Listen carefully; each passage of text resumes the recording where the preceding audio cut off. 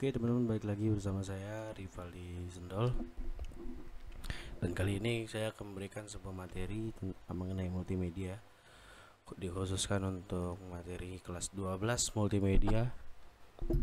Nah teman-teman, sebelum kita mulai, ada baiknya untuk informasi buat teman-teman, jangan lupa like, comment, dan subscribe channel Rivaldi Sendol, support terus agar selalu semangat membuat konten ya. Karena pembelajaran tahun 2021-2022 udah dimulai. Untuk materi ini akan saya buat recordingnya di sini ya. Jangan lupa subscribe channel Rivaldi Sendol. Oke, langsung saja kita masuk ke materi pertama, yaitu pemahaman dasar produksi multimedia. Apa sih pemahaman dasar produksi multimedia? Nah, pengertiannya adalah ini ya. Yang pertama itu sudah jelas, kita sudah membuat anak panah ini, berarti anak panah ini akan menggambarkan ya satu persatu. Yang pertama, proses produksi multimedia, pemahaman dasar produksi multimedia, kemudian pra-production multimedia, produksi multimedia, kemudian pasca produksi. Deskripsi. Nah, kita baca dulu nih apa pengertiannya ya. Multimedia merupakan penggunaan komputer untuk menyajikan dan menggabungkan teks, suara, gambar, animasi, dan video dengan alat bantu atau tools dan koneksi link sehingga pengguna dapat bernavigasi, berinteraksi, berkarya, dan berkomunikasi. Multimedia sering digunakan dalam dunia hiburan. Selain dari dunia hiburan, multimedia juga diadopsi oleh dunia game. Multimedia dapat diartikan sebagai penggunaan beberapa media dalam menyampaikan informasi bentuk teks, audio, grafik, animasi, dan video. Jadi multimedia ini sebenarnya sudah ada di setiap kehidupan sehari-hari kalian ya. Contoh kalau misalkan kalian punya televisi, itu adalah sebagian hardware dari multimedia ya teman-teman. Kayak kalian nonton tayangan sepak bola, di situ sudah kualitasnya sudah bagus ya, mempunyai grafik dan ada video, suara, dan teks informasinya ya teman-teman. Kemudian kalau kalian sering banget main game yang lagi booming ya secara global gitu, ada Mobile Legend, ada PUBG Mobile, kemudian ada Free Fire, kemudian ada PES 2021. Nah, itu adalah perangkat multimedia juga teman-teman, yang udah support ya di mobile kalian ya. Jadi multimedia itu berbasis audio, grafik, animasi, dan video. Nah, ini adalah contoh proses yang tadi saya sebutkan. Apa sih multimedia? Nah, multimedia itu adalah multi dan media. Media, pertama kita pengertian multinya terlebih dahulu ya. Multi itu berarti memiliki mobilitas secara luas. Itu multi ya, memiliki mobilitas secara luas. Kemudian medianya apa aja gitu. Nah, di sini udah terpampang jelas nih di gambar ya. Di sini ada television, tutorial or presentation, kemudian ada film, ada ICT, music, kemudian printing, game, entertainment, radio. Jadi ini berkaitan semua dengan area multimedia secara gambaran universal. Nah, next, pemahaman dasar produksi multimedia. Multimedia merupakan penggunaan dan pemrosesan beberapa media, teks, audio, graphics, animation, video, dan interactivity. Kemudian yang berbeda untuk menyampaikan informasi atau menghasilkan produk multimedia, musik, video, film, game, entertainment, dan lain-lain. Atau penggunaan sejumlah teknologi yang berbeda yang memungkinkan untuk menggabungkan media, teks, audio, graphics, animation, video, and interactivity dengan cara yang baru untuk tujuan komunikasi. Dalam kategori ini, media yang digunakan adalah sebagai berikut. Nah, di sini ada media teks. Biasanya media teks itu kita cari gambaran paling dekat untuk kalian sering nonton Netflix, yaitu subtitle ya. Biasanya multimedia itu ada yang penerjemah bahasa. Misalkan di film itu ada bahasa Inggris ya, non Indonesia ya, berarti bahasa-bahasa asing ya, bisa Jepang, bisa Rusia. Nah, biasanya nih media teks ini dipakai untuk multimedia untuk memberikan informasi bagi kalian yang tidak mengerti bahasa yang dipakai. Nah, jadi memudahkan si audiens mengetahui oh ini bahasa Rusia dan ini artinya. Kemudian media audio. Media audio ini digambarkan di mana ketika kalian menonton film itu pasti ada soundtrack, background, kemudian ada lagi suara dari si aktor tersebut dalam sebuah film. Itu memakai perangkat alat rekam ya, alat rekam untuk mengisi suara. Kemudian media video, biasanya media video ini ya udah jelas, karena jika kalian nonton film nggak ada videonya, ya otomatis ya nggak seru gitu kan. Masa kalian nonton suara sama teks doang. Kemudian animasi. Nah, animasi ini biasa dipakai untuk menyampaikan informasi, menyampaikan pesan, menyampaikan tujuannya apa yang biasa kalian tonton di film atau di games. Ketika kalian main Mobile Legends, bagaimana cara mengeluarkan ulti, atau di film mengeluarkan sebuah FI ya EVEX untuk memberikan sesuatu tujuan. Oh, ini ada misalkan film ini tentang genre action, ada adegan tembak menembak, berarti ada peluru dan fire ya atau api yang keluar. Kemudian media animasi sama nih tadi yang saya jelaskan. Kemudian media grafik atau image. Nah, grafik itu biasanya misalkan kalian nonton sebuah film tapi patah-patah, berarti kan gak seru kan. Atau kalian main game, nah ini dia nih, grafiknya harus jelas, berarti grafiknya harus high definition. Kita next, masuk ke dalam praproduksi multimedia. Praproduksi identik dengan tahapan perencanaan. Secara umum merupakan tatanan persiapan sebelum mulai proses produksi, syuting film atau video. Dengan lahirnya teknologi digital, video dan metode non-linear editing, maka proses produksi video menjadi lebih mudah. Ketika kita akan memulai sebuah proyek, terkadang kita telah memiliki stock shoot atau footage video yang kita butuhkan untuk kita harus melakukan peninjauan ulang segala kebutuhan sesuai dengan cerita yang akan kita buat. Artinya, Anda harus mempersiapkan footage video yang telah ada, fotografi, diagram, dan grafik, gambar, ilustrasi, atau animasinya. Apa sih yang dimaksud dengan stock shoot atau footage?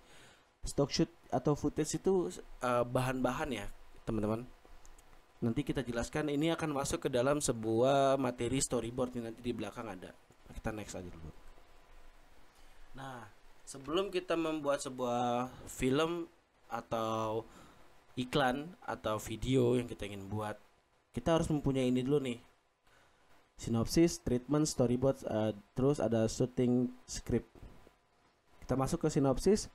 Sinopsis biasanya digunakan dalam pembuatan karya tulis fiksi seperti novel, komik, dan cerita-cerita bersambung.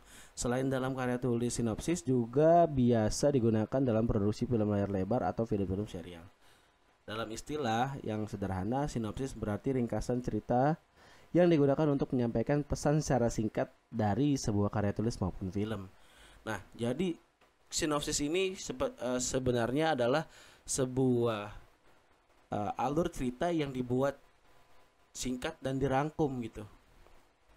Nah, makanya ketika kita ingin menonton sebuah film, biasanya kita kan melihat dulu tuh sinopsisnya seperti apa sih, apa maksud dan tujuan film ini dibuat, apa maksud dan tujuan ini dan alur cerita film tersebut. Nah, biasanya harus ada sinopsisnya terlebih dahulu.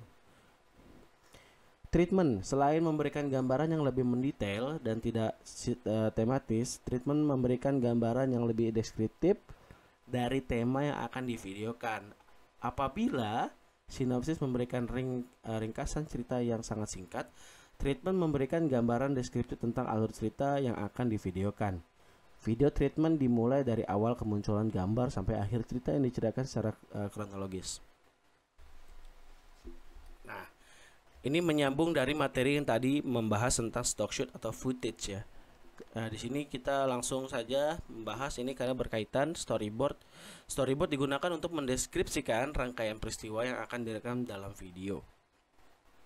Deskripsi rangkaian peristiwa tersebut akan dituangkan ke dalam gambar-gambar, sketsa, ataupun foto untuk melihat apakah rangkaian peristiwa tersebut sudah sesuai dengan plot cerita dari video tersebut. Selain itu, storyboard juga digunakan untuk memberikan gambaran tentang video yang akan diproduksi dan melihat kesinambungan alur cerita yang akan direkam. Kemudian ada shooting script.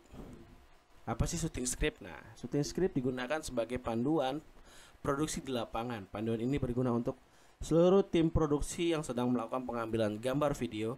Shooting script berisi tentang petunjuk operasional dalam proses pelaksanaan produksi video. Bahasa-bahasa yang digunakan dalam syuting biasanya menggunakan bahasa-bahasa produksi audiovisual. Nah, nanti kita garis bawahi ya nih ya, bahasa-bahasa produksi audiovisual.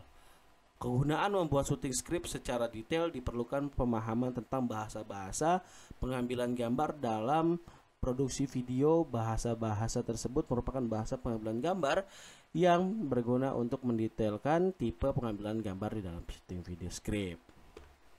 Nah, langsung saja kita ke contohnya teman-teman. Nah, di sini contoh gambarnya nih. Kenapa sih harus ada storyboard? Kenapa sih harus ada treatment?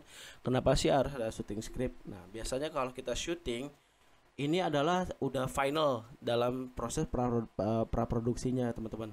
Kita udah menggambar sebuah storyboardnya untuk melakukan sebuah ilustrasi. Ketika kita mendapatkan gambaran di gambaran kertas, kemudian kita visualkan ke dalam sebuah kamera ya teman-teman. Nah, terus kenapa sih harus berkaitan dengan stock shoot tadi saya bilang.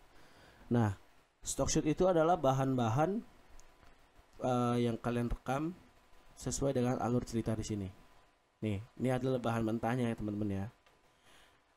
Nih, di sini ada gambar satu, kita ilustrasikan. Ini ada seorang pengajar, kemudian ada gambar papan tulis ya. Di sini ada siswa dan siswinya, kemudian ada gambar meja. Nah, berarti nanti ketika kita buat di deskripsinya, di treatmentnya nih, misalkan di gambar pertama mempersembahkan judul membuat soto tangkar dibuat dengan animasi, background judul gambar soto tangkar dibuat seperti ini, mempersembahkan nih misalkan ini. Atau kita ganti kata-katanya, di dalam kelas ada di adegan pertama ada seorang guru sedang menerangkan kepada siswanya. Di situ ada latar belakangnya kelas ya. Kemudian ada juga yang namanya meja dan ada siswa-siswi. Nah, seperti itu ya. Kemudian ini ada namanya time atau durasi waktunya. Di detik 1 sampai dengan 10. Nah, ini harus sudah jelas nih. Makanya kemudian di adegan kedua misalkan Andi mempersiapkan bahan makanan, mencuci dan mengiris bawang. Berarti di adegan kedua di sini kita ganti ada siswa dan siswi yang sedang bertanya. Ini kita ganti ya. Andi mempersiapkan bahan masakan, mencuci dan mengiris bawang, kita ganti menjadi gambaran siswa sedang berpikir apa yang dimaksudkan dengan si guru yang diterangkan oleh guru tersebut. Nah, gitu ya teman-teman. Kemudian kita masuk di shooting script. Nah, di sini harus dibuat seperti ini. Kenapa? Karena biar tidak lagi tercecer hal-hal yang tidak kita inginkan. Contohnya udah harus syutingnya seperti ini terus diubah lagi pas di lapangan gitu. Nah, di sini ada formatnya ya. Pertama ada shoot, kamera action, time-nya audio. Kenapa harus kayak gini? Karena yang pertama kita udah harus diilustrasikan di dalam atau divisualisasikan di dalam storyboard. Udah harus kayak gini nih. Contoh gambar yang nomor 4 nih, close up. Nah, ini jelas nih gambaran seorang siswanya sedang diambil frame-nya, gambaran bagian detailnya ya. On bottom of legs, dari bawah kaki ini. Misalkan dari gambar yang nomor 5 dari bawah kaki misalkan diambilnya. Seperti itu.